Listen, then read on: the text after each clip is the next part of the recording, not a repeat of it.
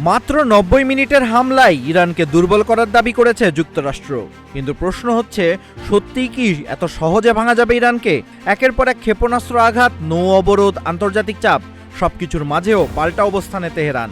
মধ্যপ্রাচ্যের এই শক্তির লড়াই কোথায় গিয়ে থামবে? যুক্তরাষ্ট্রের সেন্টকম জানিয়েছে, তারা ইরানের গ্রেটার তুনব দ্বীপে উপকূলীয় প্রতিরক্ষা ব্যবস্থা ও ক্রুজ ক্ষেপণাস্ত্র স্থাপনায় ৯০ মিনিটব্যাপী হামলা চালিয়েছে। মার্কিন দাবি, এই অভিযানের লক্ষ্য ছিল হরমুজ প্রণালীতে ইরানের সামরিক সক্ষমতাকে দুর্বল করা। তবে হামলার পরও কোনো ধরনের পিছু হটার ইঙ্গিত দেয়নি তেহরান। বরং ইরান আগেই স্পষ্ট করে দিয়েছে, দেশের নিরাপত্তা ও আঞ্চলিক স্বার্থ রক্ষায় তারা নিজেদের অবস্থানে অটল থাকবে। চলমান উত্তেজনার মধ্যেই যুক্তরাষ্ট্র আবারও ইরানি বন্দরগুলোর উপর নৌ অবরোধ জোরদার করেছে, যা দুই দেশের সংঘাতকে আরও তীব্র করে তুলেছে। টানা কয়েকদিন ধরে চলা এই সামরিক পাল্টাপাল্টির মধ্যে মধ্যপ্রাচ্য এখন নতুন এক অনিশ্চয়তার মুখে।